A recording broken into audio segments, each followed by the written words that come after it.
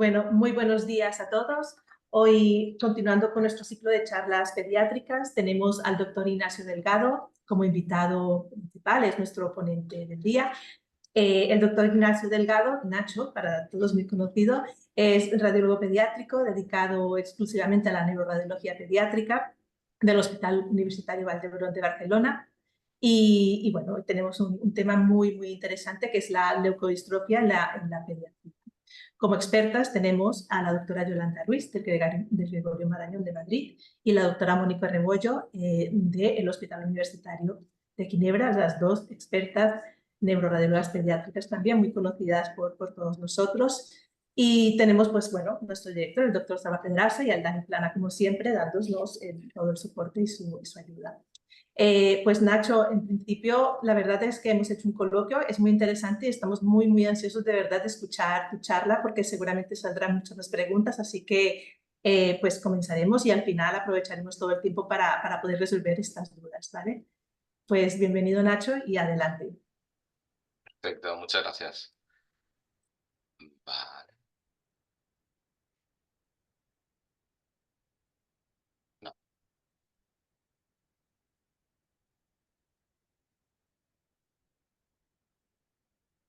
creo que estáis compartiendo lo que no es. Ahora. Debe ser esta. Estáis viendo la presentación, ¿verdad? Vale.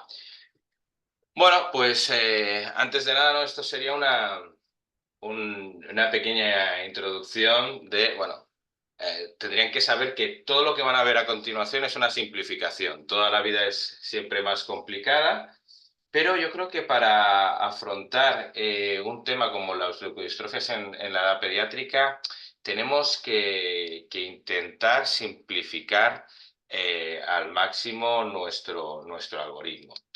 Bueno, como concepto, saber que las leucodistrofias son trastornos hereditarios que van a afectar a la sustancia blanca, que pueden afectar también al sistema nervioso central, sistema nervioso periférico, y que lo que va a estar en el hecho de la génesis de la enfermedad es la alteración de las células gliales, ¿no? Verdaderamente los oligodendrocitos, de los astrocitos, de la formación de la propia mielina. Sabemos que individualmente van a ser enfermedades raras, pero que como colectivo, ¿no?, van a afectar a 1 de cada 7.500 individuos. Y por supuesto que la resonancia magnética va a seguir teniendo un papel central en su diagnóstico.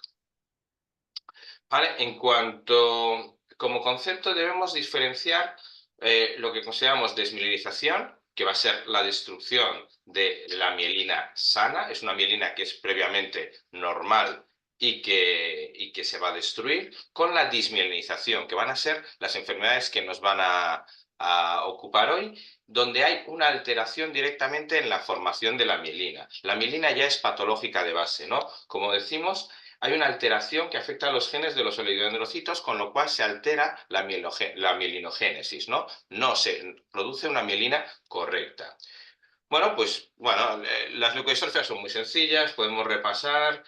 Algunos autores tienen muy claro que serían unas 30 enfermedades, otros incluyen otras 61 más, pero obviamente sería un universo completamente inabarcable. Por eso tenemos que ir segmentando el problema, y lo primero que tenemos que saber es si verdaderamente nuestro paciente tiene un problema, ¿no? Cuando nos enfrentamos a una resonancia magnética, lo primero es saber si es una resonancia magnética que es normal o es patológica. Porque, bueno, como sabemos, el proceso de mielinización es un proceso de maduración funcional que es dinámico, ¿no? Va a comenzar en la semana 24 de gestación y va a finalizar alrededor de los 2 años, quedando posteriormente algunas zonas terminales. También sabemos que los cambios van a ser asimétricos y se van a producir primero en secuencias potenciadas en T1 y después en secuencias potenciadas en T2. ¿Vale? Un proceso dinámico, como decimos, que siempre va a tener un mismo patrón. Va a ir de abajo hacia arriba, es decir, de caudal a cefálico, de posterior a anterior, de atrás hacia adelante, y de central a periférico. De tal manera que cuando el paciente nace, este sería el patrón de mielinización neonatal, donde tenemos más mielinizadas las estructuras de fosa posterior, hemos dicho, de abajo hacia arriba, más mielinizadas las estructuras centrales, hemos dicho, del centro a la periferia, y más mielinizadas las estructuras posteriores, hemos dicho, de posterior a anterior. ¿Qué es lo que tenemos que ver siempre indefectiblemente mielinizado en un neonato a término? El brazo posterior de la cápsula, ¿no? Perfecto.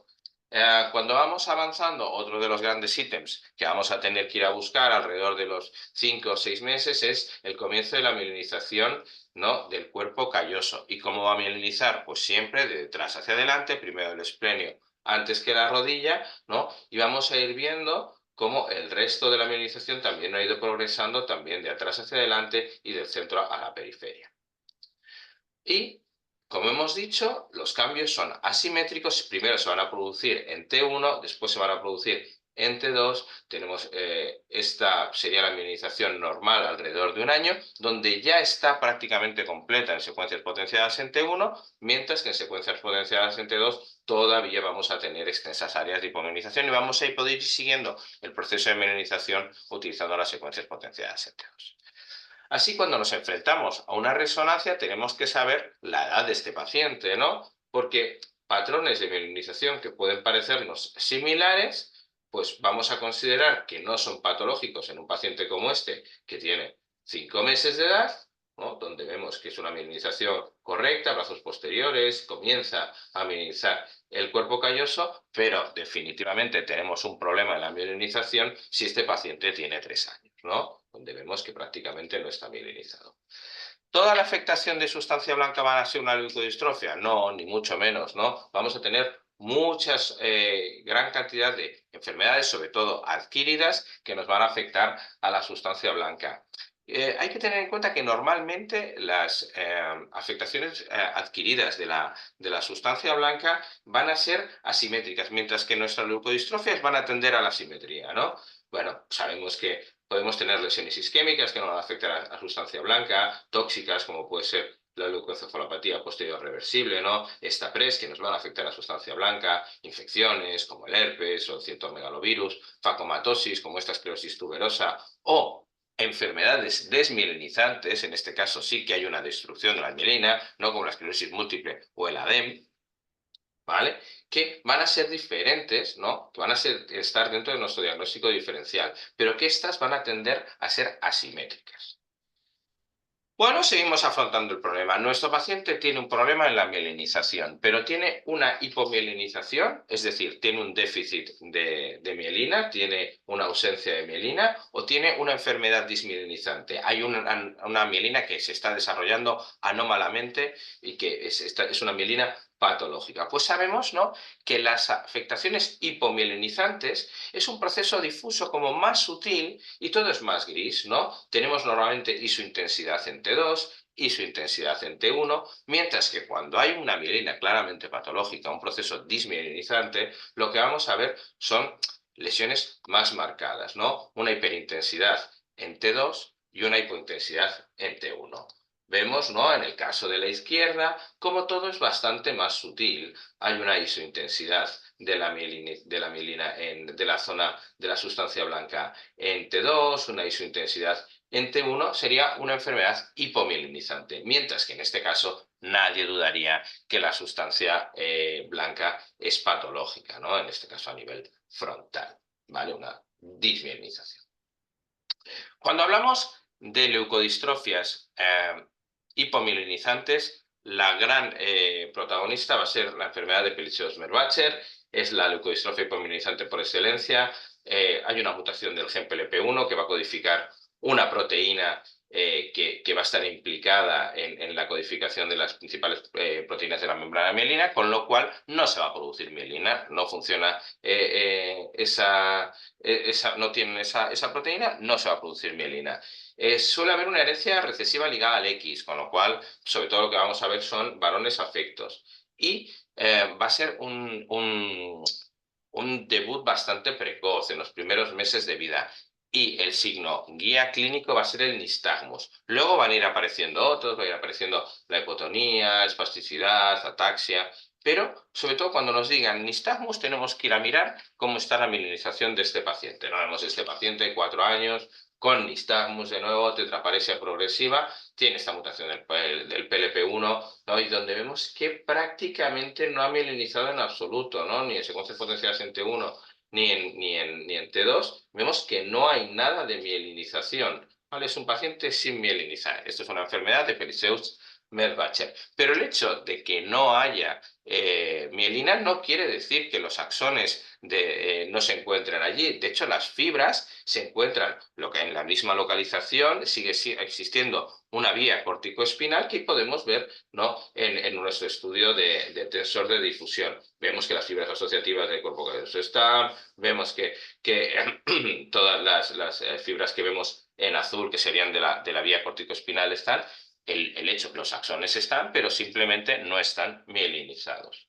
Vemos otro ejemplo, ¿no? También, de nuevo, ataxia, nistagmus grosero, titubeo cefálico, paciente de 3 años, prácticamente no tiene mielinización e incluso hacemos un control al año y no hay una progresión en la mielinización. Este paciente no está mielinizando porque tiene una enfermedad de Pelizaeus-Merzbacher. A veces podemos tener lo que llamamos el Pelizaeus-Merzbacher-like, ¿no? Que son pacientes que algo mielinizan, ¿no? En este caso a nivel capsular, a nivel un poco quizás frontal, pero tienen un déficit claro de mielinización, ¿no? En este caso no es por el PLP1, normalmente es por la mutación del GJC2, ¿vale? Pelizaeus-Merzbacher-like. Y siempre tenemos que estar atentos a todos los hallazgos asociados a estas enfermedades hipomielizantes. Si tuvimos un paciente que tiene una hipomielinización, pero además vemos que tiene un hipogonadismo o nos comentan que tiene una alteración en la dentición, una hipodontia, ¿no? Pues podemos pensar que es un síndrome 4H, ¿no? Se nos tiene que encender la bombillita después de ver esta charla. En el caso de que lo que veamos sea una atrofia, como en este caso una atrofia de los ganglios de la base y sobre todo una afectación cerebelosa, pues tenemos que pensar en el síndrome HABC, ¿no? Que va a incluir todas estas alteraciones. Este es un paciente presentado por los compañeros de Galicia, ¿vale? Entonces, bueno, al menos nos va a valer para poner unas medallitas si nos encontramos con un caso parecido, en recordar estas cosas. Y lo que tenemos que recordar también son determinados patrones que nos van a ayudar a diagnosticar aquellas leucodistrofias que van a ser diagnosticables. Va a haber probablemente algunas leucodistrofias que se nos van a escapar, pero conociendo los patrones clásicos, pues vamos a tener bastante establecidos algunas de las enfermedades, ¿no? Un patrón muy clásico es el de la leucodistrofia metacromática, ¿no? En todos estos pacientes van a pasar siempre lo mismo, ¿no? Hay un trastorno genético, normalmente autosómico recesivo, que condiciona a un déficit enzimático, en este caso la disulfatasa A.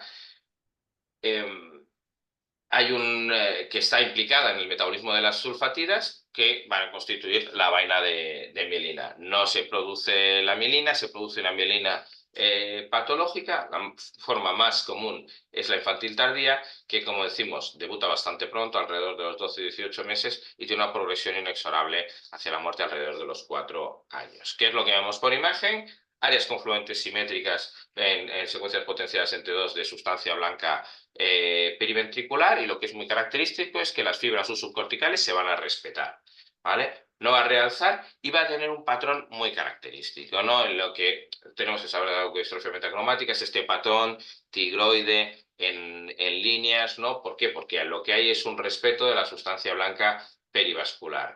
Vemos algunos ejemplos. Este es un paciente de 4 años, trastorno de la marcha, hipotonía, regresión, donde vemos que hay una afectación de sustancia blanca, pero vemos que claramente, lo ponemos aquí en grande, ¿no? Se está respetando las fibras subcorticales, ¿no? Vemos este patrón lineal, estas líneas de preservación, vemos una afectación periventricular de sustancia blanca con esta hiperintensidad, pero con estas líneas, este patrón tigroide de preservación, ¿no? De nuevo, con la preservación de las fibras subcorticales. Lo mismo en este otro caso, ¿no? A veces ponemos más como aspecto piqueteado, muchas veces con este aspecto rayado, tigroide, la leucodistrofia metacromática.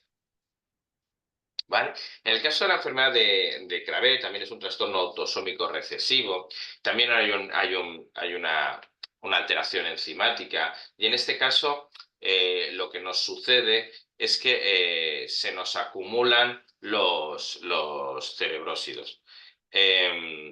Entonces, este acúmulo de cerebrósidos es tóxico y bueno, nos va a condicionar estos episodios de hiperirritabilidad, fiebre, el retraso del desarrollo, ¿vale?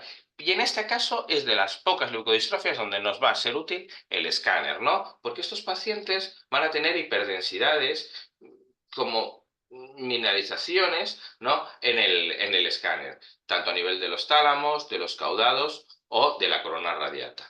Por lo demás, ¿qué es lo que vemos? Una afectación de la sustancia blanca, también en forma de hiperintensidad T2, y en este caso suele afectar también a la fosa posterior. ¿Qué es lo que respeta? De nuevo va a respetar las fibras subcorticales y una característica muy importante, bueno, o un detalle a recordar es que suele haber una hipertrofia de nervios ópticos, ¿vale? Si vemos una hipertrofia de nervios ópticos en un paciente con una afectación de sustancia blanca, tenemos que pensar en la enfermedad de Krabbe y quizás por eso pues tenemos que hacer, ¿no? el escáner para valorar estas hiperdensidades talámicas, ¿no? Afectación de sustancia de fosa posterior, afectación que podemos decir que también puede tener un patrón tiroide, pero con respeto de las fibras subcorticales, pero lo que es característico, ¿no? es esta hiperdensidad talámica, esta hiperdensidad a nivel de los centros semiovales. Y en este caso, ¿no? lo que veíamos también es esta hipertrofia, ¿no? de los nervios ópticos, afectación de sustancia blanca, preservación de las fibras sub e hipertrofia de nervios ópticos. Probablemente una de las que vemos más, de las más frecuentes, va a ser la de la leucodistrofia ligada al X. Tiene un cierto punto dramático porque son niños que van a ser normales y que van a debutar en la edad escolar con trastornos visuales, auditivos, trastornos de comportamiento, ¿no? Y de nuevo, hay un déficit enzimático de la CoA-sintetasa, no se excluyen los ácidos grasos de cadena muy larga y se acumulan. Muy característico. Ya desde el principio vamos a ver una afectación posterior simétrica de sustancia blanca en regiones peritrigonales y del cuerpo calloso, ¿vale? La sustancia blanca subcortical, de nuevo, va a estar respetada y tiene un patrón muy característico donde hay una zona central de gliosis, una zona intermedia de inflamación activa con rotura de barrera metoencefálica, que es la que nos va a realzar tras administración de contraste, porque es de las leucodistrofias que nos van a realzar con contraste, y una zona más periférica de desmineralización. Tenemos este patrón posterior que veremos que hay un 10% de estas enfermedades que se lo saltan. Vemos, esta sería la imagen clásica, ¿no? Con una central, como una zona central que hemos dicho, ¿no? De zona de gliosis, irreversible, cicatricial, una zona intermedia de realce tras la administración de contraste, que es la zona de inflamación activa o rotura de barrera hematoencefálica, y una zona periférica más externa de desmielinización. Vemos, ¿no? De nuevo este patrón, predominio posterior, afectación de cuerpo calloso, respeto de fibras U y realce periférico en las zonas de inflamación activa. Y una característica que tenemos que recordar también de la adrenoleucodistrofia ligada X es que puede calcificar. Puede calcificar. De hecho, también puede ser útil el escáner porque todas estas áreas, ¿no? de cicatrización, de fibrosis, podemos verlas como calcificaciones distróficas en el escáner. Por lo demás, el patrón es muy característico, ¿no? Predominio posterior, realce tras administración de contraste, periférico, ¿no? Muy característico. Pero claro, el reto con estas enfermedades, lo comentábamos antes en la tertulia, es intentar diagnosticarla lo antes posible, intentar definir la afectación lo antes posible. Claro, si ya estamos esperando a que tengamos el patrón florido y espectacular, pues igual vamos un poco tarde. Entonces, bueno, tenemos este paciente con 5 años y progresivo deterioro cognitivo y motor, donde lo que veíamos es esta sutil afectación, ¿no? de sustancia blanca periatrial bilateral y con afectación de cuerpo calloso y que tenía este discreto realce. Vemos el control evolutivo 4 meses, donde ya tiene un patrón más característico, mayor afectación, ¿no? mayor afectación posterior, y cómo en los siguientes meses esta afectación va progresando hasta afectar la práctica totalidad de la sustancia blanca, ¿no? Vemos prácticamente una destrucción total de la sustancia blanca. Este paciente falleció. Pero este paciente tenía un hermano gemelo que estaba completamente asintomático. ¿Vale? Estaba completamente asintomático y el estudio de resonancia puso de manifiesto esta muy sutil alteración de señal a nivel del esplenio del cuerpo calloso y entonces se puso todo el mecanismo terapéutico eh, en marcha y lo que se hizo fue un trasplante de progenitores hematopoyéticos. Esto hizo que después de 8 meses tras el trasplante, la verdad es que la evolución de la enfermedad se había ralentizado mucho. Habíamos visto cómo en el hermano todo había ido muy rápido y prácticamente a los 8 meses ya toda la sustancia blanca estaba afectada. En este caso solo teníamos, ¿no?, esta porción del cuerpo calloso un poquito posterior. Y para esto utilizamos la escala de Loess, que nos va a puntuar según cuáles son las áreas que están afectadas. Va a ser un índice de severidad de la afectación en la adrenoleucodistrofia. Y según el grado o la puntuación, podemos determinar en qué estadio nos encontrábamos. Esto es importante porque solo podemos trasplantar pacientes que tienen un Loess menor de 9, o sea, que estén dentro de unos estadios precoces, y obviamente el mejor pronóstico es si son pacientes que tienen un Loess menor de 4. Esta imagen es bastante antigua, pero bueno, la tenemos mucho cariño porque se publicó primera vez en nuestro servicio, la doctora Castillo y la doctora Vázquez, que es de las que empezábamos a ver que había algún porcentaje de estos pacientes que se saltaban el patrón, que hemos dicho que era un patrón claramente de predominio posterior con afectación del cuerpo calloso, y vemos que es una afectación idéntica, pero de predominio frontal. Ya se ha visto que hay entre un 10 y un 15% de las adrenoleucodistrofias ligadas al X que van con este patrón frontal. Bueno, ¿qué sabemos de la enfermedad de Canavan? De nuevo, trastorno autosómico recesivo. Y en este caso también hay un déficit enzimático, y es un déficit enzimático que lo que produce es que se acumule el N-acetilaspartato en el cerebro, ¿no? Hay un déficit de N-acetilaspartilasa. Son pacientes que desde la infancia más precoz tienen hipotonía, espasticidad, y sobre todo macrocefalia, ¿vale? Van a ser de las leucodistrofias que van a ir con macrocefalia, van a sobrevivir bastante poco, y en este caso, así como en todas las anteriores, veíamos que la sustancia blanca subcortical estaba respetada, no, aquí va a estar afectada de manera muy precoz. Las fibras SU se encuentran afectadas de manera muy precoz, y como hemos dicho que acumulan espartato, va a ser una de las leucodistrofias donde más útil nos va a ser la espectroscopía, porque sabemos que es uno de los metabolitos que típicamente vamos a ver en el estudio espectroscópico. Vamos a ver un gran pico de espartato, ¿no? De aquí la regla mnemotécnica: Canavan acumula N-acetil aspartato. Afectación muy precoz de las fibras subcorticales, también afectación del globo pálido y del tálamo, y boom, en el estudio espectroscópico un gran pico de N-acetil aspartato. Paciente con macrocefalia. Paciente con macrocefalia también nos encontramos la que llamamos la enfermedad de Van der Naap, que como a la doctora Van der Naap no le gusta que se utilice su nombre, pues se tiene que utilizar leucoencefalopatía megalencefálica con quistes subcorticales. Lo que pasa es que si utilizamos ese nombre, pues ya sabemos lo que tiene. Pues va a tener megalencefalia, ¿no?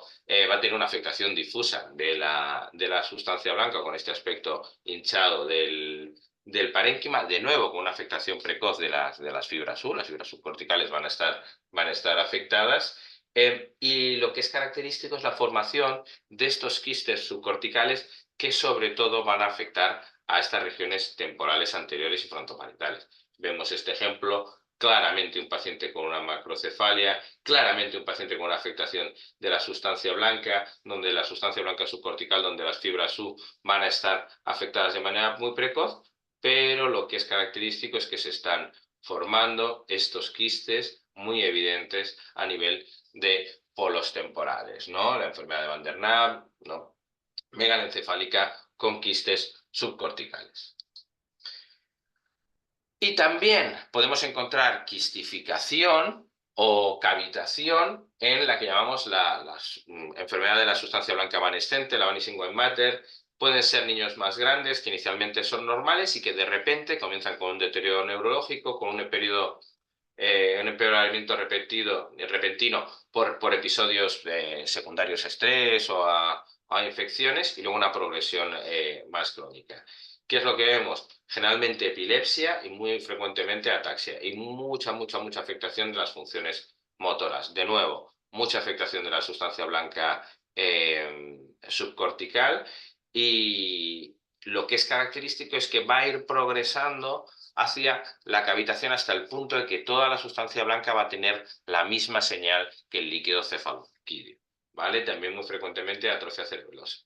El paciente que tenemos nosotros tenía 6 meses, probablemente ya le cogimos un poco tarde, pero bueno, lo que vemos es una afectación de sustancia blanca con afectación precoz de las fibras U y como en el FLAIR ya prácticamente, ¿no?, las áreas afectadas, ¿no?, van a tener una progresiva cavitación y una progresiva señal similar al líquido cefalorraquídeo. También la afectación cerebrosa. Y por último, ¿no?, la enfermedad de Alexander, siguiendo estas leucodistrofias que van con macrocefalia. Aquí hay un depósito masivo de fibras de Rosenthal.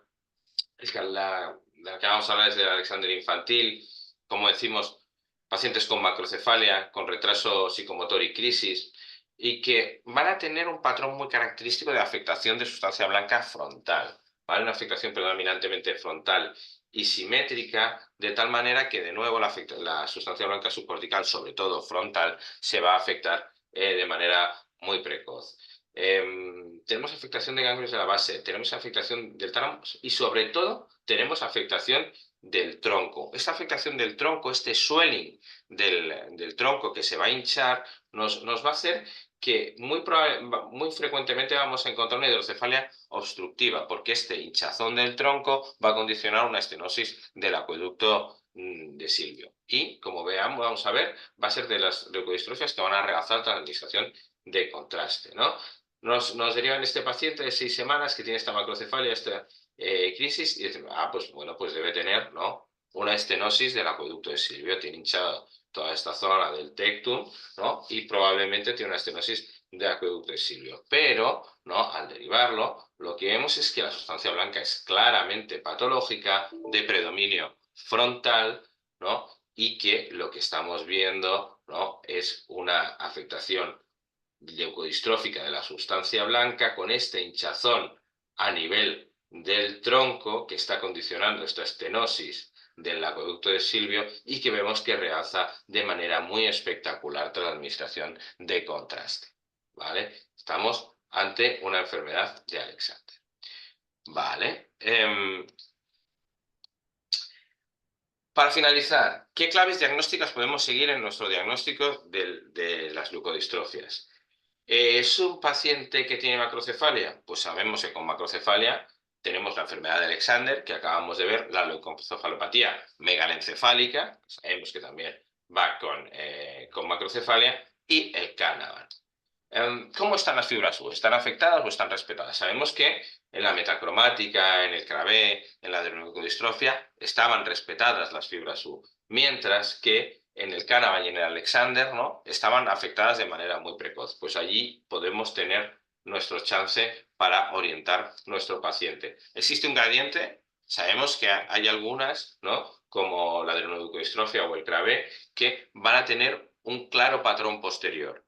Mientras que en el Alexander hemos visto, ¿no?, en este paciente que presentábamos, ¿no?, cómo hay una macrocefalia y un predominio claramente frontal. ¿Ponemos contraste? Bueno, pues si tenemos dudas ponemos contraste. ¿Por qué? Porque van a ser útiles en algunas leucodistrofias. ¿Cuáles? Pues sobre todo, ¿no?, como hemos visto, esa de la leucodistrofia ligada al X con este realce de las áreas de inflamación activa, ¿no?, y también en la enfermedad de Alexander, donde hemos visto que el realce es muy espectacular. Y otros patrones característicos, ¿no?, las hiperdensidades talámicas en el escáner, en el Krabbe, el patrón tigroide, ¿no?, lineal en la leucodistrofia metacromática, la hidrocefalia por esa estenosis de acueducto de Silvio en el Alexander, ¿no? O la utilidad de la espectroscopía, ¿no? Tanto en el Canavan, ¿no? Con esta Canavan, con este aumento en el aspartato y, por ejemplo, en la LDSL, que va con un aumento muy claro del lactato. ¿Vale? Así en conclusión, pues sabemos que son enfermedades raras, que son raras, pero que globalmente no son tan raras y que son además diagnosticables. ¿Vale? Es importante conocer el proceso de mielinización para saber si tenemos que si el paciente es normal o patológico, diferenciar enfermedades hipomielizantes de dismielinizantes, conocer estos patrones específicos y estas pequeñas claves diagnósticas, ¿no? Cómo está la sustancia blanca subcortical, cómo está la macrocefalia, ¿vale? Si hay macrocefalia o no, para llegar al diagnóstico. Y espero que os haya sido útil. Algunos detallitos y algunas perlas para que os llevéis y que en algún momento, cuando veáis un paciente de estos, os acordéis de la charla y espero que hayáis disfrutado. ¿Vale? Muchas gracias, Nacho. A vosotros. Muchísimas gracias. La verdad es que has dado unas claves muy prácticas, sobre todo, ¿no? Ya en tu diapositiva de conclusiones lo dices todo, ¿no? Que no solamente es valorar la mielina, sino también, ¿no? Estas localizaciones, estos tips o estas otras cosas que también te pueden ayudar, ¿no? A clasificar. Pero voy muy rápidamente porque hay muchas preguntas y después, pues bueno, vamos a continuar. Las preguntas evidentemente son para todos, ¿eh? Mónica y Yolanda. A ver, entonces la primera, Nacho, ¿tú crees que es posible recomendar y recomendable realizar un informe estructurado de la resonancia en pacientes con leucodistrofia en pediatría? Y si crees que se puede incorporar también debido a una valoración cuantitativa, ¿no? De biomarcadores radiológicos concretos en este tipo de informe estructurado.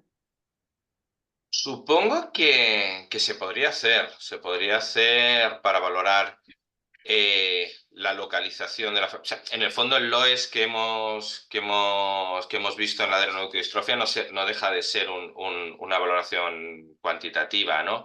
Y sí, yo creo que un informe estructurado se podría realizar sobre todo en estas leucodistrofias que quedan como en el limbo, pues podríamos decir, bueno, qué zonas afectan, qué zonas no afectan, qué grado de afectación tienen en cada estructura, si afecta a la sustancia gris central o no.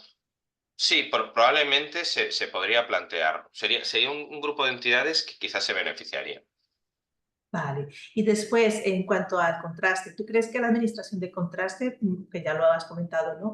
Podrá valorar, ¿no? ¿Qué tipo de aportación hace en los pacientes con la leucodistrofia?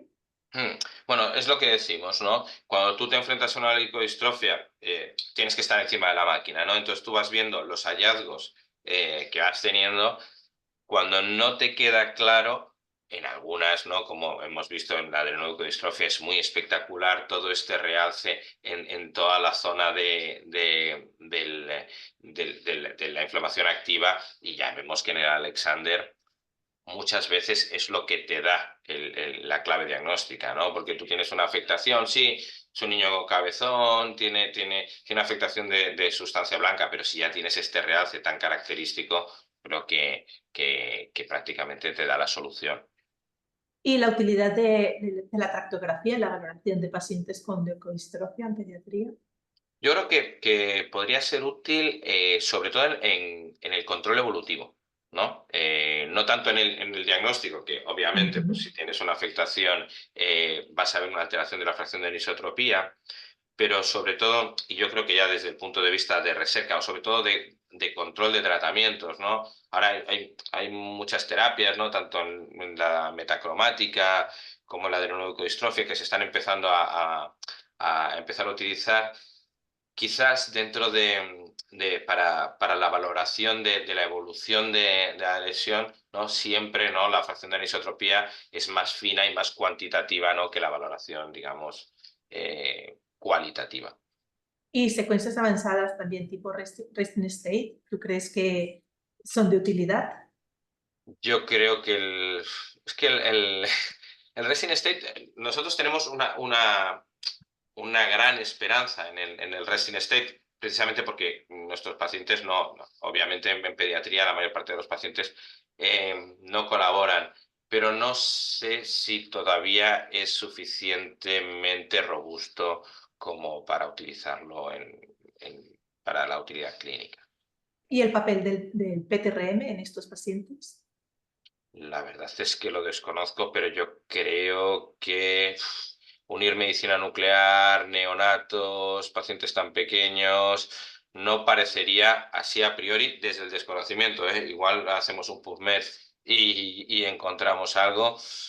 eh, no lo sé, no se rechina un poco. Y bueno, bueno, herramientas de inteligencia artificial en la valoración de leukodistrofias en pediatría. La doctora Rebollo ya ha comentado un poco, ¿no?, la experiencia en Busan, pero esta es una pregunta muy del doctor Pedraza. Pues herramientas que tú creas o que ahora mismo nosotros podamos tener al abasto en la parte asistencial. Sí, nosotros, mira, no, siempre hay como mucho miedo a la inteligencia artificial, pero yo estoy deseando que me llame a la puerta la inteligencia artificial y me facilite, ¿no? Pues determinadas valoraciones cuantitativas de la cantidad de sustancia blanca afectada, de la cantidad de sustancia blanca que le queda, de la evolución entre una y otra, porque el ojo humano vamos a tener nuestras limitaciones. Lo que pasa que la inteligencia artificial viene, pero que esperemos que venga a hacer cosas útiles, ¿no? Ya, sí, sí.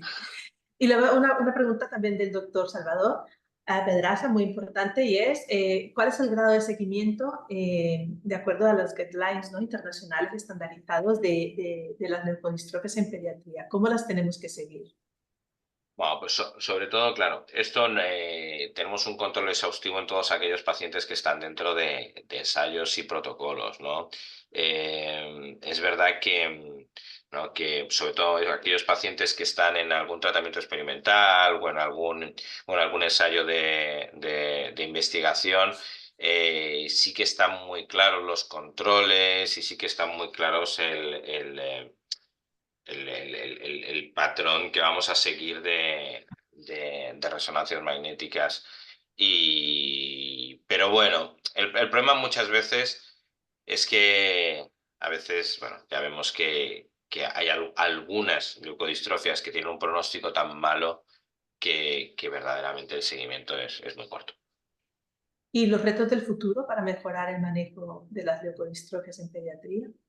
Creo que como comentaba Mónica, ¿no? Sobre todo, ¿no? Pues genética, genética a la hora, pues como veíamos en el niño, el hermano gemelo del Sí. chaval de la adrenoleucodistrofia, genética, porque si tú ya sabes que vas a tener este problema, pues quizás podemos influir antes de que tengas ya una destrucción de la sustancia blanca importante. Tenemos nuestra última pregunta de Arturo desde México, que nos pregunta, ¿existen tratamientos disponibles que puedan detener o ralentizar la progresión de las leucodistrofias? Y también, ¿qué avances recientes se han logrado con la terapia génica u otros tratamientos experimentales? Y por último, también otra pregunta de Arturo, ¿cómo afecta la leucodistrofia pediátrica a la vida diaria del niño y de su familia? Bueno, dentro de los tratamientos, ahora mismo aquí en el hospital seguimos dos ensayos, uno de adrenoleucodistrofia y otro de metacromática. Eh, es un ensayo experimental y están viendo los resultados y también el tema del trasplante de progenitores hematopoyéticos, que bueno, se ha visto que al menos se consigue ralentizar la enfermedad. O sea, milagros todavía no tenemos, pero bueno, supongo que estamos avanzando y bueno, y solo se avanza mediante la investigación y mediante este tipo de ensayos. ¿Cómo afecta una leucodistrofia pediátrica en la vida diaria de un niño y su familia? Pues obviamente, sobre todo en aquellas, ¿no?, que ya debutan, ¿no?, en edad escolar. Yo diferenciaría, ¿no?, las que se afectan desde el punto de vista neonatal son un gran drama, ¿no?, porque entre que el pronóstico es peor y que, bueno, pero son un drama inicial, ¿no? Yo creo que quizás es más dramático el tema de todas estas, ¿no?, como puede ser la Vanishing o puede ser la adrenoleucodistrofia del hígado X, que al debutar en edad escolar son niños que son completamente normales y que van empezando un deterioro progresivo. Es muy difícil que las familias entiendan, ¿no?, una enfermedad neurodegenerativa en un niño tan pequeño, ¿no? Yo entiendo que es de las peores cosas que te pueden pasar en la vida. Así es. Bueno, pues ahora os toca el turno a las expertas, la doctora Rebollo y la doctora Ruiz. Mónica, ¿algo más que nos quieras completar? Bueno, yo creo que imposible, pero que nos quieras terminar de decir de todo el tema y la charla de Nacho. Bueno, dar las gracias a Nacho por hablar de esto, porque yo creo que es uno de los temas más complejos, ¿no?, de los que se puede hablar en neuroradiología pediátrica, o por lo menos para mí, ¿no? Aparte en la vida, ¿no?, nuestra vida profesional diaria, yo creo que por las consecuencias que tiene, es las enfermedades con las que nunca te quieres encontrar, ¿no? Y para mí ya solo, ¿no?, plantearse esa pregunta, ¿no? Porque a mí me ha pasado varias veces en mi vida profesional, pues ver o informes que vienen de otros sitios y que a ti te piden una segunda opinión, o al revés, ¿no?, que tú hagas un informe y que ese caso vaya a segunda opinión a otra persona, ¿no? Levantar la posibilidad, ¿no?, o hacer salir la posibilidad de que eso puede ser una leucodistrofia, pues tiene unas consecuencias muy dramáticas, y cuando vemos patrones ya es demasiado tarde. Y claramente pues el futuro irá por el diagnóstico genético temprano, la terapia génica, y yo creo que el papel de la resonancia en el futuro no va a ser tanto la orientación del diagnóstico, sino la monitorización de los tratamientos, ¿no? Y que la imagen cuantitativa nos va a permitir la realización de un diagnóstico más precoz en los casos donde esto no haya sido así, ¿no? Pero yo creo que muchas de estas enfermedades van a pasar a screening en las que los genes sean conocidos, que ya van siendo, o sea, es increíble cómo ha avanzado esto, ¿no? Ves los papers de hace 10 años, ¿no? La mayoría no tenía marcador genético, ahora son casi todas que tienen una gran mayoría de marcador genético, o sea, en realidad esto avanza de forma exponencial. Y bueno, pero sigue siendo, o sea, todavía hoy, ¿no?, el presente, como hemos dicho, eso puede ser el futuro, pero no el presente, es que sigue siendo un reto diagnóstico, que es algo muy complejo, y que bueno, que el papel del radiólogo todavía sigue siendo fundamental. Yolanda, ¿y tú? Pues sí, el futuro yo creo que va hacia donde dice Mónica, efectivamente, y de hecho no hay más que ver cómo el porcentaje de enfermedades de estas que no estaban diagnosticadas solamente en el 2010 era aproximadamente el 50%, y ya a partir del 2016 ese porcentaje ha ido, según se ha ido incorporando los exomas, ha ido disminuyendo al 20% las que se quedan sin diagnosticar, o sea que ese es el futuro. Es verdad que a veces al exoma se llega tarde porque clínicamente no se sospecha, la imagen no da la clave y todavía se tarda en hacer el exoma, digamos, para ese diagnóstico precoz y empezar el tratamiento precoz lo más precoz posible. Y yo, bueno, respecto a la inteligencia artificial, yo creo que antes de que existiera la inteligencia artificial, yo ya pensaba que, por favor, alguien me dé una herramienta que le metas ahí estos patrones y alguna inteligencia superior, por supuesto, a la mía individual, sea capaz de analizar, tiene afectación de los dentados, de los tálamos, de la sustancia blanca, fibras en U, y me diga el tal, porque con cada caso, o sea, llegar al diagnóstico con los patrones radiológicos, hay unas cuantas que nos conocemos más o menos los que nos dedicamos a esto, que las ha contado muy bien Nacho, y que las ves y dices, ostras, y quedas fenomenal, ¿no?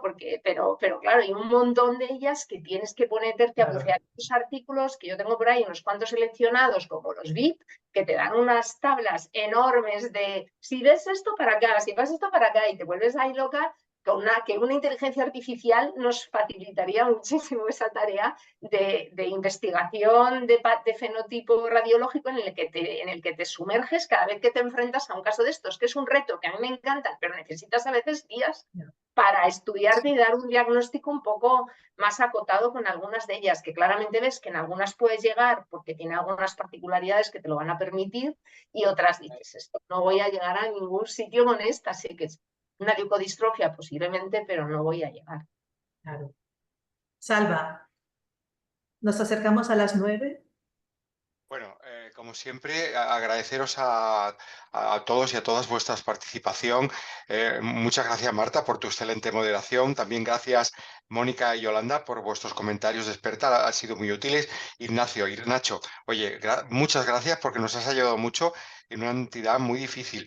Yo siempre intento hacer como un resumen de lo que has dicho tú como ponente y yo creo que nos has dicho claves y nos has puesto deberes. Nos has dicho, a ver, señores, tenéis que trabajar con vuestros compañeros de genética, tenéis que tener los datos del exoma, sí o sí, seáis práctico, trabajar con 1.5. Yo creo que ha sido también muy útil las claves, ¿no?, que has dicho, ¿no?, a preguntarnos, ¿tiene macrocefalia?